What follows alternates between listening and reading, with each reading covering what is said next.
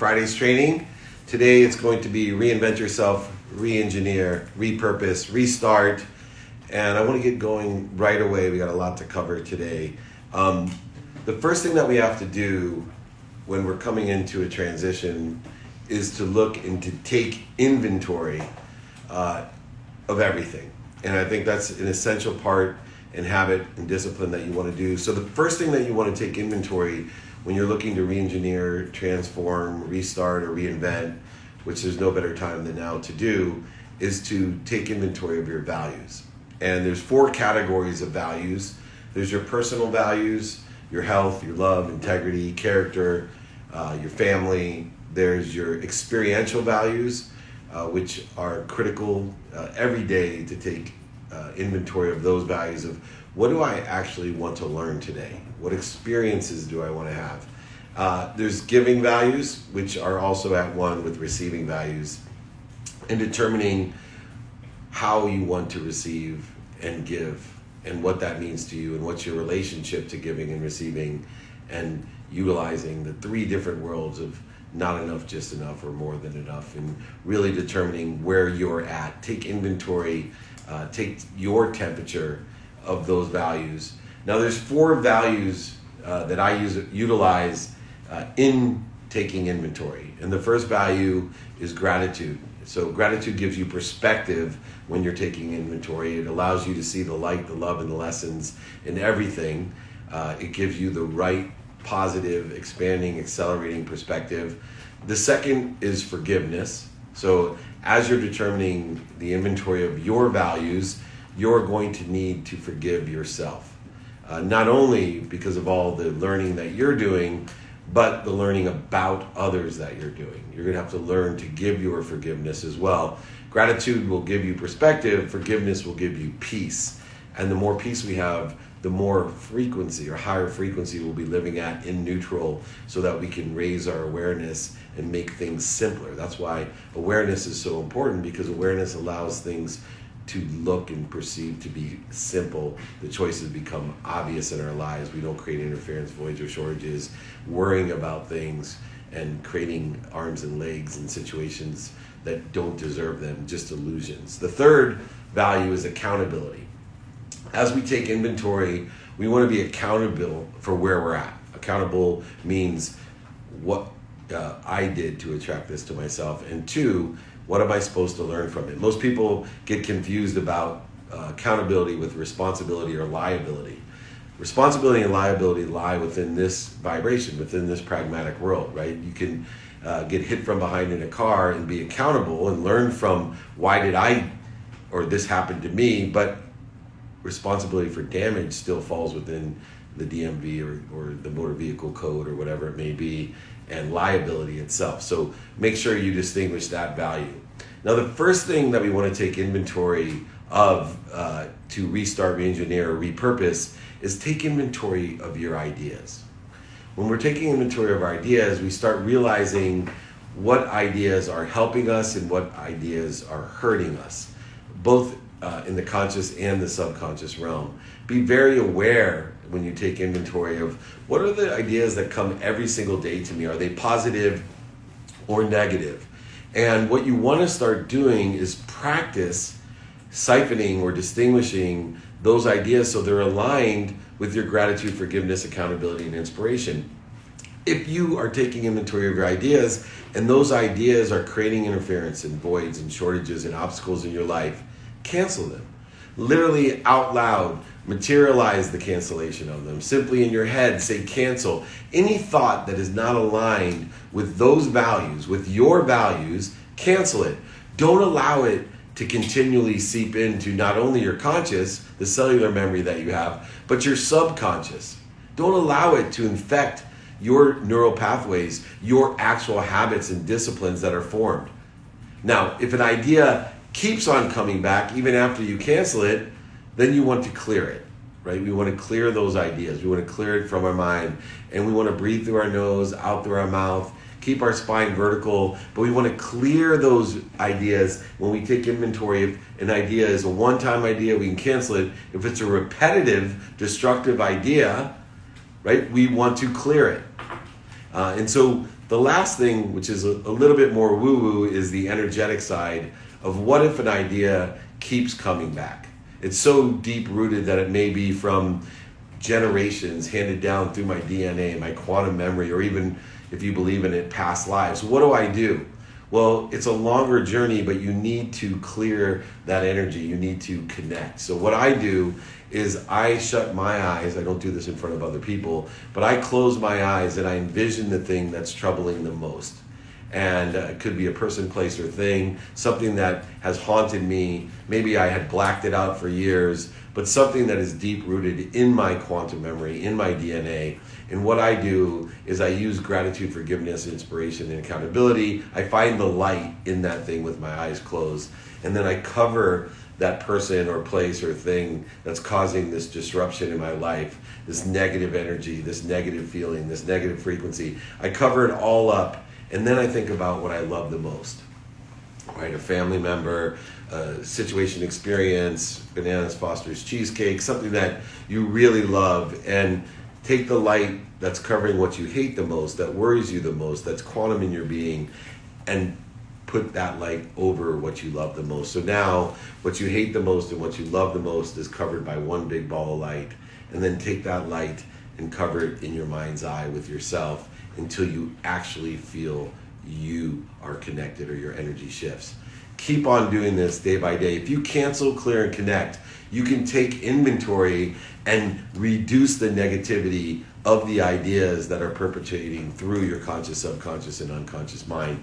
These ideas are the ones that are infecting you and setting you in the wrong trajectory, in an ego-based trajectory that creates a void, shortage, and obstacles in your life. The second thing to take inventory of is time. Right, so in a theoretical sense, the ideas, which are more ethereal, we have time, which is completely pragmatic. It's so pragmatic, it's a man-made construct. Everyone has 24 hours of time in one single day. And so I take inventory when I repurpose, re-engineer, reinvent, or restart of my time.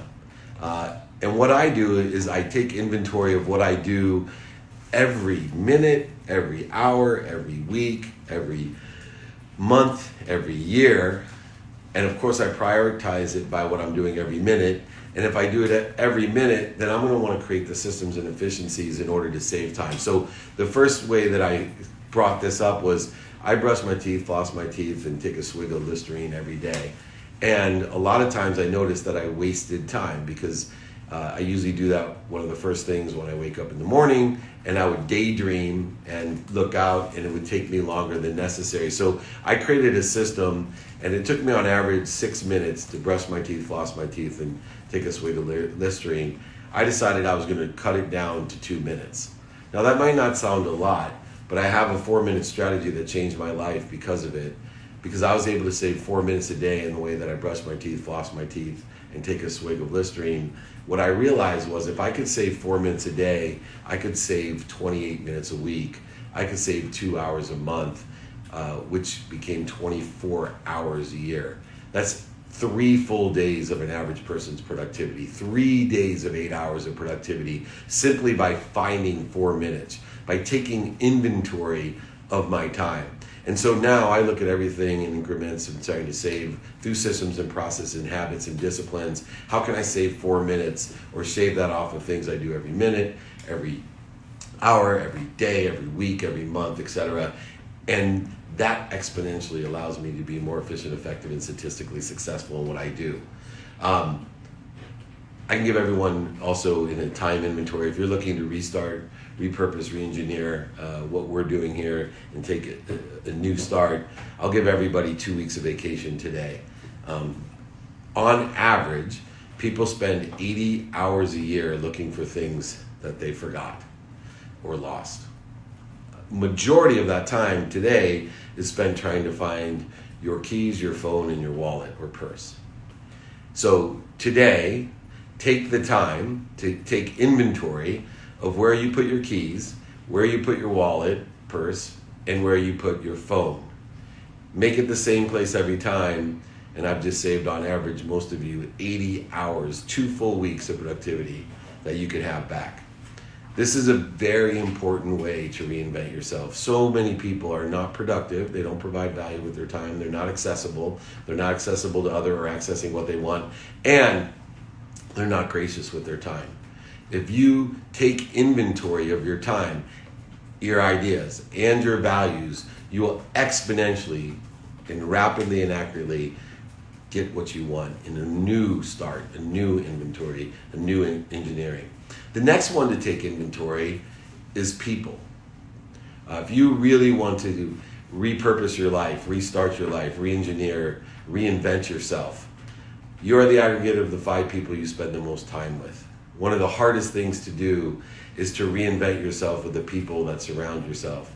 I've had to fire so many different friends of mine. And there's several ways of firing friends. One is directly, meaning going to friends, which I had to do back in 2006 because of a mandate made by my wife, because she saw what surrounding myself with the wrong people and the wrong ideas was doing to me. I have a favorite saying for my teenagers, which is show me your friends and I'll show you your future. But I actually had to go and call some of my best friends and say, hey, I'm not going to be able to associate or hang out with you anymore. This isn't about you. This is about me and the things that I'm doing when I'm with you. I just wanted to let you know that I'm not going to be able to hang out or engage anymore. That's the most difficult way to fire friends. A lot of times we can just let the people that we don't want to be around, the people that are at a lower frequency, the people that may bring out the worst in us, not the superpowers in us, the people that we have nothing to learn from, that are bleeding us, right? We let those people fade away. If they're feeding us, we feed them. If they bleed us, we have to let them fade away or fire them. Sometimes we're put in a situation with people that we are forced to be around them. They share a home with us or share an office with us. There's 2 different options of what we do there to surround ourselves and take inventory of those people. One is to understand where they're coming from. So understand where they're coming from and then pray for their happiness. Now, if you can't get alignment, if they continue to cause interference or corrosion to your light, love, and lessons, if they continue to create negativity for your new reinvented self, new repurposed self, then try to understand them, run away while you're praying for their happiness. So stay as far away as you can, but be forcible about surrounding yourself with the right people. Go seek the people that you want to surround yourself with and be very aware of it. Your life will become much easier when those around you are elevating you, not dragging you down. The last inventory that you should take is an inventory of your possessions. This one's really interesting because so many people buy things they don't need to impress people they don't like. And I think it's really important to continually, if you're going to reinvent yourself, re-engineer who you are, repurpose yourself, take an inventory of what possessions that you have and see what you don't use. And set a time period. So for me, I have a 90-day time period of the things that I own. And if I see something that I own that I don't use within the 90-day period, I ask myself whether I want to keep it or not. And if I don't want to keep it, can I give it away or sell it, determined upon what the more benevolent thing to do or how I can afford and what I can afford to do. And so I think that's really important to clean out your life with a repurposing to get those things away from you that are just dragging you down, that are not elevating you as well. Including, not just your clothes and your shoes and your closet and your garage and all those things, but also including your contacts. One of the most powerful things that I do is I clean out my contacts now. So if somebody has not been in contact with me within the last 90 days, I look and see if I can clean them out or not. The funniest thing is when I clean out somebody that hasn't been in contact with me, those people that were bleeding me or dragging me down or manipulating, lying, overselling, back and selling, or cheating me seem to fall away. And the energy just doesn't even allow them to reach out. Whereas if I make a mistake, the coolest part is I've had people when I was cleaning out my phone, contacts that I had from 15, 20 years ago, I delete them, and within hours, they're texting me or calling me for the first time in 15 or 20 years. Now, I understand and believe that. You may or may not, but it's still a good practice if you're going to repurpose, re-engineer, restart your life to make sure that you're taking inventory of your values, utilizing gratitude, forgiveness, accountability, and inspiration. Your ideas, cancel, clear, and connect them. Your time, look for the 4 minutes. It'll save you 3 full days of productivity. The people that you surround yourself, whether you need to run away, but always understand if you need to fire friends, fade away, or run away, allow that to happen. Make sure you are around the highest frequency. Your best self will be served by better others. And then finally, your possessions, not just your clothes, your shoes, but also your people in your contacts. The second thing beyond taking an inventory that you want to do to restart, to reinvent yourself, is to seek what you want. Now, a lot of people don't understand this fully. They're always searching for their purpose. This is about re-engineering, repurposing, reinventing. I need to know my why. No. You need to know your what. And one of the examples that I have is I've always been someone that knew my what. And one of the whats that I wanted to seek was a Ferrari. And it's really interesting because I've learned more about myself from wanting a Ferrari. And I used to tell people as I got older, you don't want a Ferrari. You don't want, and I've changed that. You do want a Ferrari. And you want a Ferrari, and you want to learn how to get that Ferrari.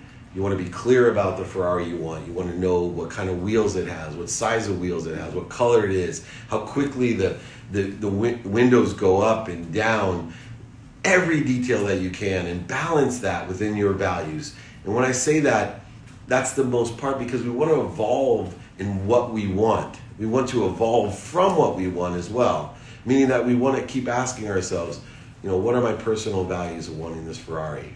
For me, I was very clear and balanced on why I wanted a Ferrari. Right? I wanted a Ferrari because I wanted everyone to know I was successful. I wanted my mom to be more proud of me. I wanted to drive up to business meetings and everybody say, that's a guy I want to do business with. I wanted everybody to respect me, and I wanted to get more dates. I wanted women to love me and say, this is an amazing guy to go out with. Now, lessons come and evolve. What I learned about it was the exact opposite. Well, first of all, one thing I learned is if you drive them too much, they break down. And if you drive them too little, they break down. And they're extremely expensive when they break down. And you worry about your car more than you worry about yourself. You're afraid where to park it. If it gets scratched, it ruins your day. If it gets a door ding, it ruins your day. And it's super expensive to fix. And basically, the car is a pain in the butt. But even worse, nobody respects you for having the car. Majority of the people think you're an a-hole for having that car. And the people who do respect you are the ones that are going to bleed you, and you don't want to be around anyway. So now you're using it as a magnet for people that you don't want to be around, which then goes exactly against the corresponding taking inventory of the people who are around you. You're going to attract the wrong people. And the worst part of all is it didn't get me any dates. In fact, I think it just revealed my true anatomy to the girls that I asked out. So projecting my insecurity. So these are the things that you can learn when you seek what you want. And most people don't do that. I ask them all the time, what do you want? I don't know. How are you going to get it then? You know what you're going to get from life? You're going to get a whole bunch of I don't know. Right? You're going to live a random life. That life of the law of randomness. I don't know. Seek what you want. Use clarity, balance, and focus. Understand your values and ask yourself, why do I want it? At least I was honest with myself with the Ferrari. I asked myself why I wanted it. I evolved. Now I know why I don't want it.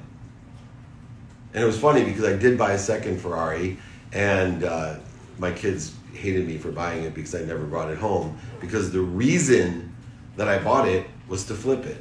Because I bought it at an auction, and the impact I wanted was to make money, and the capabilities that I had was I had access to somebody that desperately needed to get rid of it. I had the capability of having the money to buy it, and the capability of selling it and pre-selling it. So look at the why, the reasons that you want it, the impact you believe it's going to have in your life, and the capabilities that it's going to give you. Seek your what first when you're taking inventory to reinvent yourself, re-engineer, repurpose yourself. Think about what it is. Get clear, balanced, and focused. The next thing to consider is to seek your who. Once again, most people want their why. It's seek your what and then seek your who. So if you know what you want, the easiest way to get what you want is find somebody that already has it and ask them either for it or how to get it. Depending on what it is, ask them, can I have it, or can you teach me how to have it? That is literally the simplest way. People waste so much time, energy, and emotion. They do not reinvent themselves, repurpose, or re-engineer themselves because they're afraid to ask who. In my life, I always have now at least 3 mentors, at least three people that sit in the situation that I want to be in or have something that I want that either they can give me or teach me how to get. Fastest way. I don't have to pay any dummy tax. I don't have to have any learning curve. I simply either can get it from them or they can show me step by step, this is how you get it. I've already spent 1 month, 1 year, 1 decade, 1 century getting it. But I've learned all those lessons. That's the fastest way. And most people don't seek who it is. They don't even know what it is, so they're in the law of randomness, but they don't seek who it is. And if you seek who it is, I'll give you an example. One of my mentors, I wanted to build a brand for myself, a digital brand for myself. So I went to who I thought did the best job of doing that in the entrepreneurial space, which was Gary Vaynerchuk. And I asked him, how do you do it? Can you help me? And so Gary's been my mentor for 3.5 years since I started, and I've been mentoring them in the sports agency business in the same exact way because he carries the same radical humility of knowing what he doesn't know. One of my favorite things about something I learned from him as a mentor is that I used to give myself too much credit without being humble, that I knew at least a little bit about almost everything. And I love the way that he has taught me to say, I don't know. Right? And the more that I say I don't know, the more I realize what I don't know, which makes it more important to seek what I want and seek who can get it for me or teach me how to get it. The second person, and most important for me, prioritize what I wanted, was I wanted to sleep better. I realized that sleep is the #1 habit that we all share. On average, most people spend about 8 hours doing it. But why it's so important is it's the only time that my ego really is out of my own way, meaning it's a time where I should not be creating interference and voids and shortages consciously with any insecurity from the greatest connection of source lights and lessons that I'm connected to. So I looked up the best sleep coach in America, Dr. Meeta Singh, who coached the Nationals to their World Series, the only team ever to win 4 road games. They all, too, and gave her a World Series ring because they were so rested for the first time on a road trip during a big game, handling their emotions, etc. She is an extraordinary coach who has helped me so much with 1/3 of my life. 1/3 of my life, simply by understanding simple things, not only pragmatic things like what temperature, covers, bed softness, brands, etc., but also just understanding diet and light and travel and nuances of adjustment. I ask her for what I want, and she teaches me how. From her years and years of experience, I couldn't go to med school for 12 years to learn about sleep. I don't have time. But I simply ask her what she has learned, and she teaches me. The third one is understanding the brain as a muscle. And so John Asseroff, Mr. Inner Size, my Law of Goya brother, is my mentor to teach me how the brain works, how to work out the brain, how to strengthen the brain, expand and accelerate what I'm trying to do with my brain the same way you do with their body.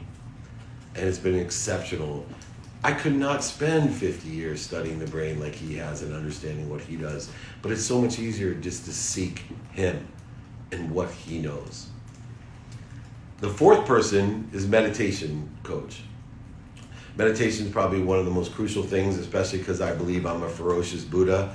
I'm ferocious about learning with the people above how to stop what I'm in ego-based consciousness when I have the need to be right, offended, separate, inferior, superior, angry, anxious, frustrated, guilty, all of those different things that we feel that create corrosion or interference to this great feeling of happiness, to this great accelerator that we exist in. And so I got a coach to teach me how to meditate and also to be a quantum healer, to heal myself so that I can be happy and healthy, two things that are closely tied together, two of the most important personal values that I have. And as I take inventory of it and I see the value. And then finally, most recently, I got the people at Kenzai to mentor me on full wellness, on a full body approach, a daily routine. I spend a minimum of an hour a day on my health. I wanted to have a routine that I could do for the rest of my life, not just when I'm 52, but when I'm 102 or 111. Something I could do every single day. And so those people at Kenzai have helped me. 5 different mentors that I have to specifically seek not only what I want, but they are who I want to get it from, that have already paid the dummy tax, the situational knowledge experience, that it would take sometimes lifetimes or multiple lifetimes for you to acquire. Finally, remind yourself, there is only one why. I know a lot of people are sitting there going, oh, you never mentioned why. You know, taking inventory of your why, your purpose. This is about re-engineering, reinventing yourself, repurposing. Where's the why? Remind yourself there's only one why. You don't have to take inventory of it. Everybody's why, inherent in their conscious, subconscious, and unconscious being, is to be of service, to serve, to help somebody or something.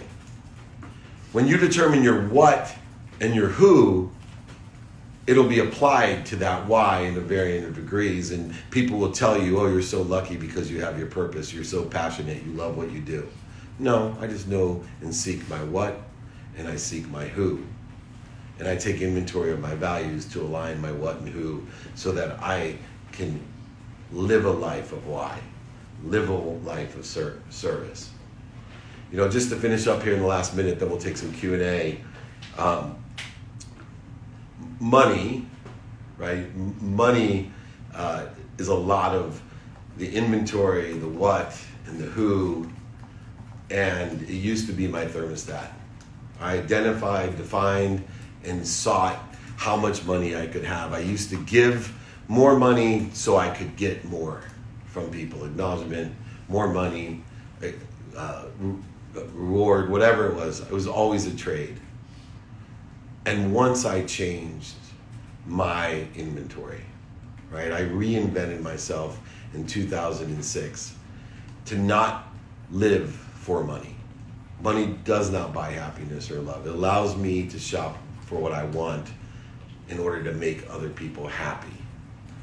And my main mission switched, knowing and taking inventory of my values, ideas, time, people, possessions, to seek what I want and who I want it from to accelerate and grow as fast as I can, to empower others, to find 1,000 of you. And now I think thousands of us have registered for this training, record day. So thank you very much, everyone, to empower 1,000 people, to empower 1,000 people to be happy.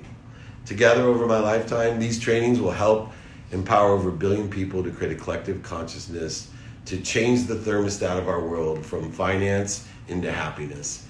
Remember, happiness is the greatest disease. It's viral. It spreads simply by witnessing it. It'll strengthen you mentally, physically, spiritually, and emotionally. It'll actually strengthen your immune system, so it'll protect you against all other viruses. I want to thank everybody. I wish you the best of luck re-engineering, reinventing, and repurposing your life by taking inventory of your values, ideas, time, people, possessions, seeking what you want, seeking who you want it from, and most importantly, elevating others to elevate yourself. Thank you so much. Let's jump into the Q&A. Really appreciate it. How do you know it's the right time to reinvent yourself? Well, in its own essence, to reinvent yourself should be a daily activity, right? I always say take inventory every single day and don't be afraid to be a hypocrite. Those people that are afraid to be a hypocrite are stuck, you know, well, what are the people I went to high school going to say now? This isn't who I was supposed to be. This isn't what I told them in high school I was going to be. This isn't what I was, going to impress my parents. Take inventory every day. Don't be afraid. Don't be afraid to be a hypocrite. Change your mind. Change your values. Change your life. Change your mindset. Change your life. Change your heart set. Change your life. But none of it's going to change unless you take inventory of those things that I told you to do. I believe it's a continual process of evolution, acceleration, and growth. That every day I'm repurposing, reinventing, reengineering, and restarting. Every single day that I'm blessed. That's why gratitude is so important. That if we have perspective of the genesis of every day, that we have perspective that each day holds a lottery ticket. Each day to me is like a bank card that's filled to the rim with money, and I have no guarantee that it's going to be there tomorrow morning. And so I'm going to live my life efficiently, effectively, with statistical success, geared to help other people in a world of more than enough, an abundant world to come through me for others. Use that bank card to the maximum, and don't worry about whether it'll be filled tomorrow or not. Every single day, take inventory and re-engineer, reinvent yourself. Don't be afraid.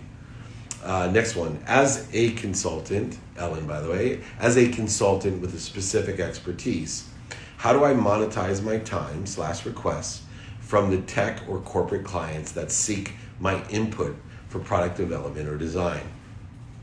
Well, first of all, we need to prioritize opportunities, determinative upon how we monetize those opportunities. And so there's two ways to monetize an opportunity as a consultant. One is by hours. And if you're going to monetize an opportunity by hours, then you're going to be stuck in the man-made construct of time, because there's only 24 hours in a day, and most people can't or won't accept you billing them more than 24 hours for a day. So you're limited, in other words, to how much you can make. Unless, of course, just real quickly, my favorite lawyer joke is that lawyer goes to heaven and there's like this huge celebration and has like this huge home, and everyone else goes like, why is everybody so excited? And God comes down himself. He's like, I don't understand. Why do I get this? I'm just like a 50-year-old lawyer that died of a heart attack. And God said, no, you're not 50. You're 164. You're the oldest person to ever live. And he's like, what are you talking about? I'm 50. He goes, not according to your billables. So you get my point. You can only charge 24 hours in a day unless you're that lawyer that lies, which I don't think I know any lawyers that would lie about how much time they're billing you at. Do you? Anyway, the second way to bill, Ellen, is value-based billing. It's the way that I've learned to work over the last 14 years. The reason I only work month to month with people, the reason I guarantee only one thing, profitability. I believe in quantitative value in my services, in my value that I provide, not subjective value. So subjective value, as you know, is the purple dinosaur value. Go back and watch my video. You don't want to hear me sing again the Barney song. But basically, people just give hugs and nobody makes money. But you can listen to the song later. Value bill and guarantee profitability, work month to month, mitigate all risk. Can you see any reason that they wouldn't want to move forward? If you're a consultant in any space, corporate, tech, science, med tech, fintech, it doesn't matter. You should be able to quantify and articulate the quantification of how much value you're providing. I stick to a 120 rule where I want to provide $100 worth of value and only ask for $20 for that $100 value. Therefore, most people can't see any reason they wouldn't want to move forward, especially because I guarantee it and don't lock them in with any subjective value. Very important lesson. Good question. Iqbal, thank you. How about the people that dragging you down are those that you work your ass off to make their life better? How can you navigate that? First of all, let's recognize that you have a need to be offended. We should not be working our asses off for anyone other than ourselves to come through us for others to make us feel good.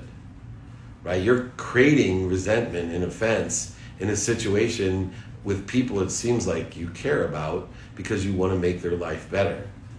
That is your enjoyment, not the acknowledgement or the recognition that you've made their life better. And when you detach your emotions from that outcome, you will feel better, you'll be more productive and accessible and happy, and so will they. And what will happen is you'll relieve the interference, resentment, and resistance that you've created, and most likely you'll end up getting more acknowledgement and recognition when you let that go. It's amazing technology in the universe that happens. And that's and if I speak from great wisdom on this, it's because I have great experience of it. It was amazing my whole life. I never thought anybody appreciated me. My mom, my siblings, everybody. I would list out all the things that I did and how hard I worked and this.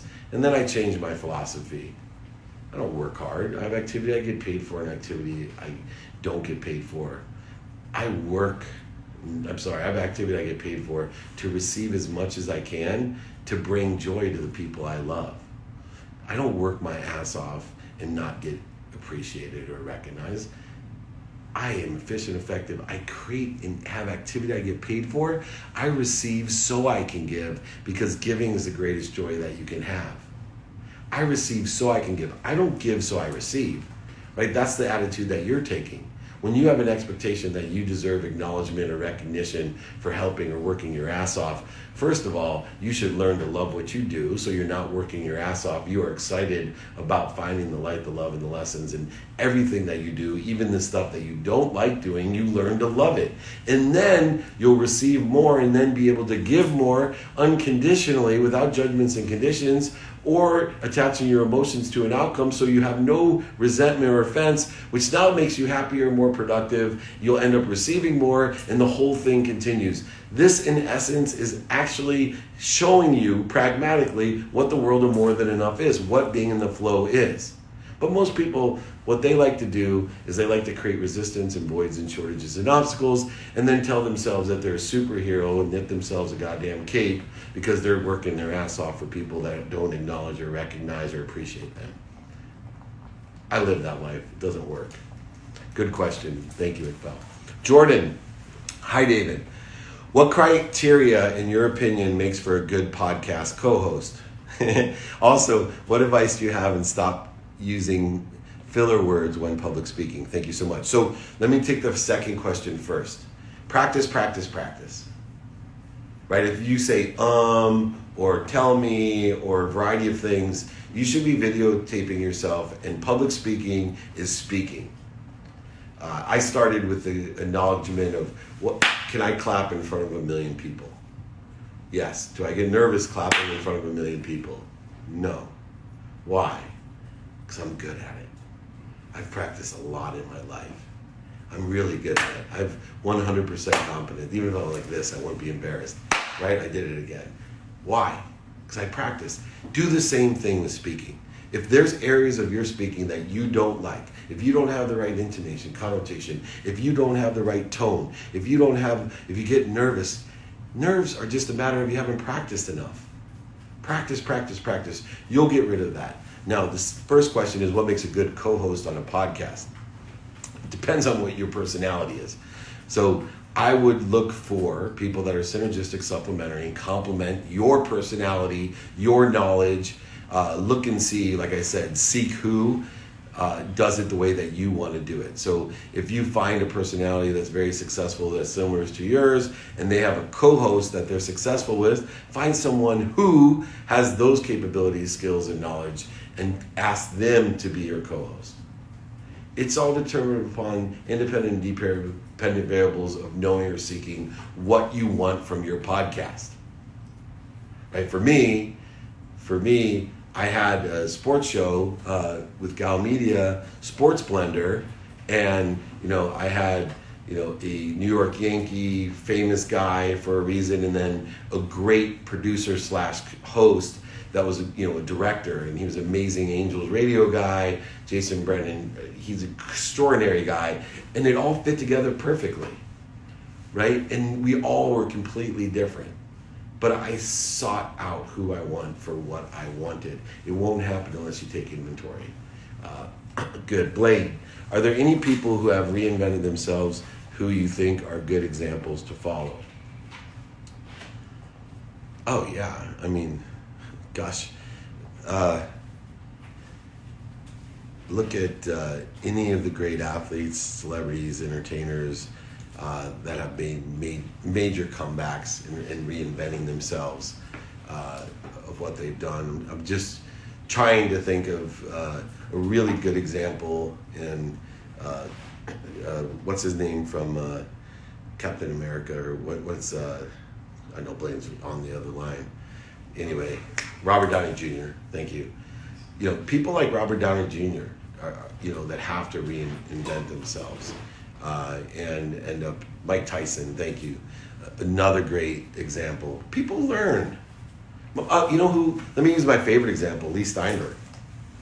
Right? I literally with Warren had to leave the firm, and nobody's reinvented himself better than Lee Steinberg, and now represents Mahomes and Juju and Tua, and literally was almost homeless when we left with the terrible disease of alcoholism, and he's reinvented himself. So just taking inventory, improving, knowing your values. Max, I'm in insurance sales. How do I grow to 100,000 a year? First of all, Max, think big. Don't ever say $100,000 a year. What are you talking about? I'm in insurance sales. How can I double the amount of money I make as fast as I can? I want to make a minimum of $100,000 a month, a day. I don't care. But make it a minimum and make time as an expedient to what you're doing. I'm going to tell you, if you're in insurance sales, you need to ask how many people a day, in person, on the phone, via email and media, radio, print, TV, how you can be of value or service, and ask, do you know anyone that could help me? In person, on the phone, via email, social media, etc. You need to ask, and you need to practice selling.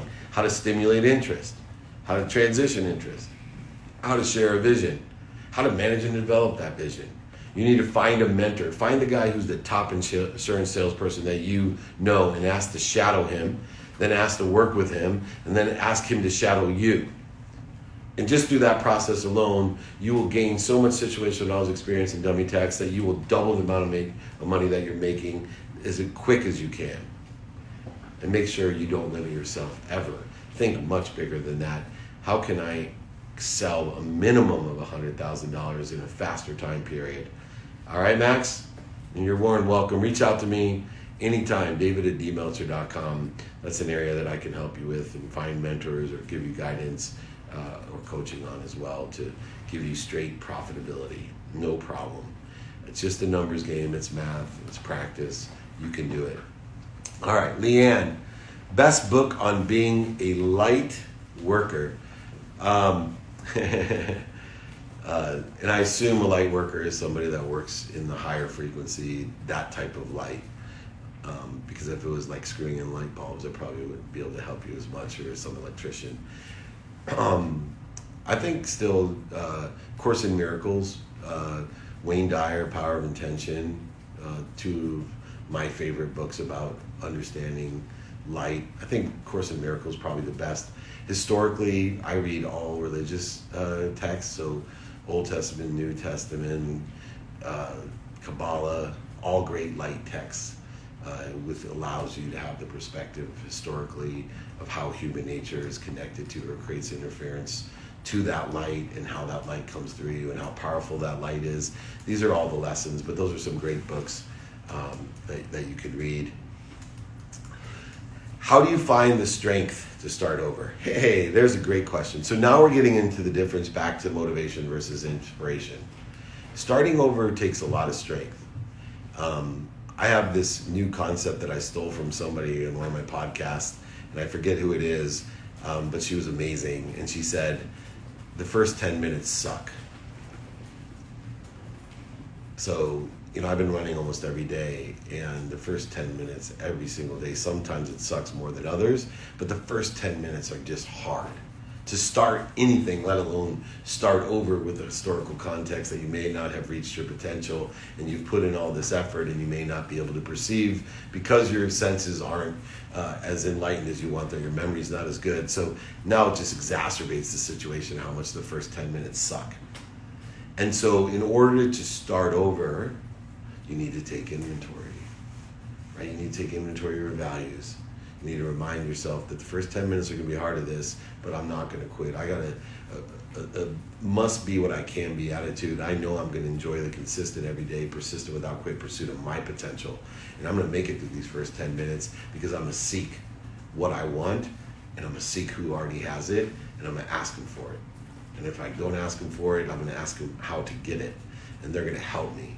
And I know that I'm going to apply that what and who to my why, which is to be of service. And it's going to evolve into what other people call a passion, or learning to love what I do. And so you've got to be able, if you can look up, you can get up. You've got to be motivated. Know that motivation will get you up. Inspiration will get you there. But you got to be motivated. Put yourself into the mindset that the first 10 minutes are going to suck. So I'm going to take inventory, remind myself what I'm doing, who's going to help me, and why I'm doing it, to allow it to come through me for others. Huna, how much studying is too much? Well, first of all, let's define studying. Studying is a mathematical equation to me. Studying takes a habit of being more interested than interesting, and it's the matter of putting your attention to, right, what, and giving intention. So attention plus intention. What's intention? Intention is the aggregate of what we think, say, do, believe, and the unconscious competencies of our personality traits, characteristics, obsessions, and addictions, our unconscious competency of what's quantum in our nature. You can activate and deactivate through the epigenetic layers of your DNA in order to find things that you don't even know are existing in you in this world, and more than enough. But how much studying is too much? Never enough. I am a firm believer that when you study what you want, that's why I study my calendar, because I want the most out of my 24 hours, the pragmatic, man-made construct that I'm given. And I know the only way that I can get the most out of every single day, my bank card, using all the money I can that I'm given on my bank card, use all of it to the best I can. I'm given a bank card with everything on it every single day, and most people don't even spend 10% of their account. I'm not guaranteed that bank card's gonna have anything on it tomorrow. I gotta study my calendar. I gotta study what I have planned, what I don't have planned in my sleep. I gotta pay attention to and give intention to the coincidences I want. Attention plus intention is a mathematical occurrence of coincidence. Coincidence is when two things coincide together in a perfect way, at a perfect place, at a perfect time. That's what I want in my life. That's why people call me lucky. I'm just coincidental. Attention plus intention. Study, study, study. I actually study when to study. I have 2 periods in the day, from 5:30 into 6:30 when I study, and then 5:30, and then 7:30 to 9 o'clock at night in my normal routine, not my adaptable one. All right, next question. Eddie, what's the name of the person who helps you understand and exercise the brain? John Assaraf. He's also the man that taught me the law of Goya, which is the first law in order to get to the law of attraction, which means get off your ass. Do not sit at home high on your mom's couch. It's not going to work. You'll be sick and broke as fast as you think you can. Get off your ass. Seek what you want. Seek who has it. Ask them for it, or ask them to teach you how to get it. And that will evolve into your passion or your why. And remember, there's only one question of why. Remind yourself, there's only one why. That's to be of service, according to what you want and who can give it to you or help you get it. But John Assaraf, Inner Size is his book. Highly recommend it. Highly recommend him. He's amazing.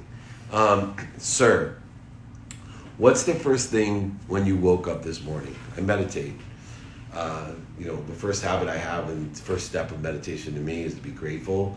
So I just list out what I'm thankful for. That's the last thing that I think. I have a wind down routine at 9 o'clock. I know I have one of my favorite interns in here. She's watching live. Tessa, they'll tell you it was 8:15. I go to bed, but I don't. My wind down starts at 9, not 8:15. 9 o'clock at night, I have a wind down routine, and it starts with gratitude. If you want to change your life, 30 days on average, I'm challenging you right now. Go ahead, text me if you can get this done. I will send you my book for free. I'll do it anyway. You can see there's the text number and the email address, 949-298-2905, david@dmeltzer.com. I'll send you my book for free. But say thank you before you go to bed and when you wake up for 30 straight days. I guarantee it changes your life. I guarantee it changes your life. I also guarantee that half of you tonight, by the time you get home, won't say thank you. And I'll guarantee by morning, another half of you won't say thank you. In 3 days, most of us won't say thank you.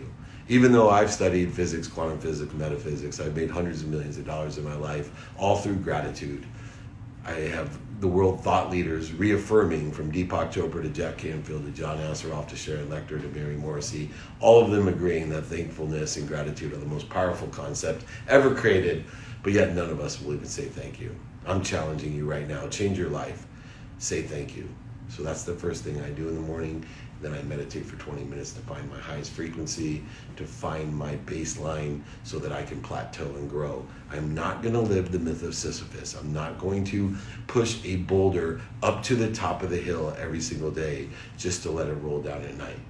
I'm going to plateau and grow, to find my frequency, use it as a baseline, to know when I'm on the right trajectory, to be a ferocious Buddha when the ego puts me all the way back into the wrong direction or creates resistance, voids, and shortages. Robert, I believe that we are all successful in some areas of our lives. I believe we're all successful in all areas of our lives. We just have more quantum potential than in some areas than others.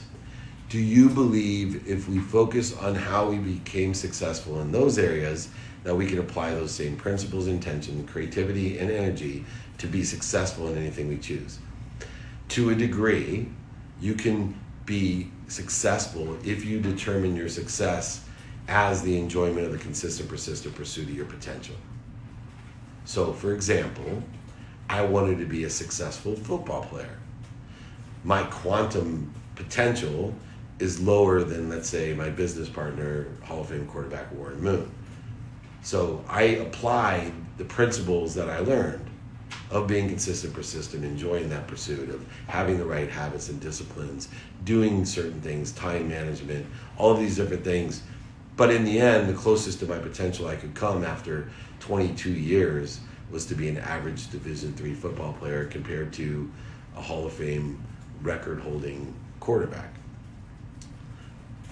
I don't know if that's success or not, but what I do know is when I applied those to things that I'm really good at, not throwing a football, but let's say selling or scaling a business or raising money or executive coaching or speaking or writing books or podcasts or movies or TV, when I applied those same disciplines, I came equally as close to my potential as I did in football, but I had a much higher potential in each of those areas than I do playing football. And so, yes, those are what you use: your skills, your knowledge, and your desire. And certain skills are synergistic and supplementary to certain things. Certain knowledge is synergistic and supplementary to certain things. But the desire that you must be what you can be to enjoy the consistent, persistent pursuit of your potential is innate in being the best that you can be, without voting for what others want for you, but voting for what you want in your life, to elect what you want to happen in your life, the coincidences that you want. In this current climate of a lot of people are waking up and starting over, what advice would you give them to find their voice? Take inventory, right? It's exactly what we're talking about today. If you take inventory of your what, take inventory of your who, then your voice will come out of that. Allow yourself to be a hypocrite. Your voice will change, it will evolve, it will grow, it will be enhanced. You will strengthen your signal, widen your spectrum, and clear your message. But you have to stay focused on taking inventory and executing upon that inventory. Hoda, how to build my brand? Steps, please. So building your brand, number one, is to create a quality content. And so allow your brand to evolve by frequently posting your content, your authentic brand, whatever that may be: product, solution, service, personal, it doesn't matter. You need to be consistent and persistent in posting and growing that brand, allowing the frequency, the strength of your signal to expand, the spectrum to grow, meaning the different demographics, the audience to grow, and it will only occur if you get a clearer message. So you need to continually hone and practice and amplify the message.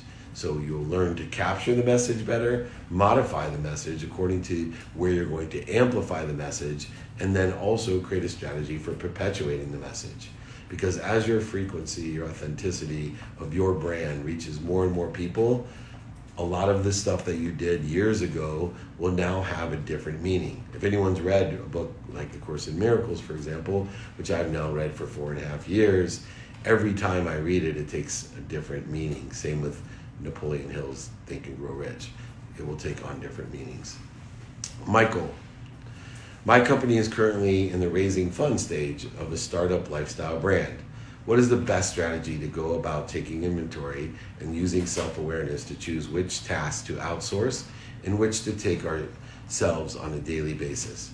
So the inventory is resources and understanding the math of the execution of those resources. So what I would do in that situation is take inventory of the resources that we have, the skills, the knowledge, and the desire, and determine if and how much it costs in order to effectuate it ourselves comparatively to outsourcing it.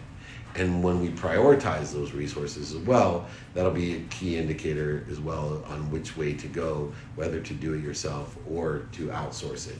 It's all math. It's just organizing the inventory of resources, people, expense, all the different variables that you may have.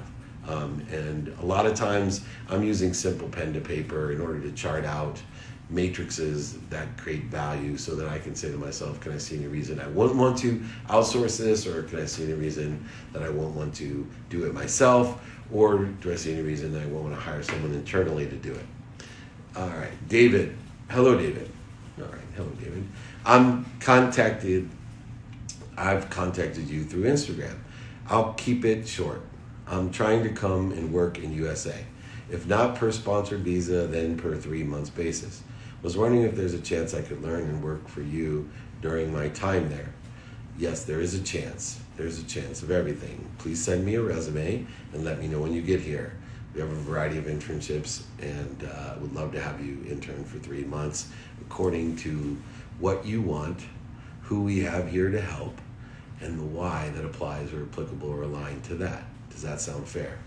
Next question, Julian. Is reinventing yourself the same as evolving, or just part of the process? Both.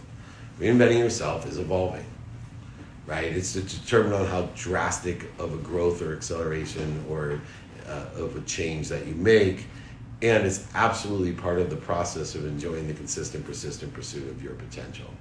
Last question. Can you repeat the connection/difference of knowing your what and knowing your why?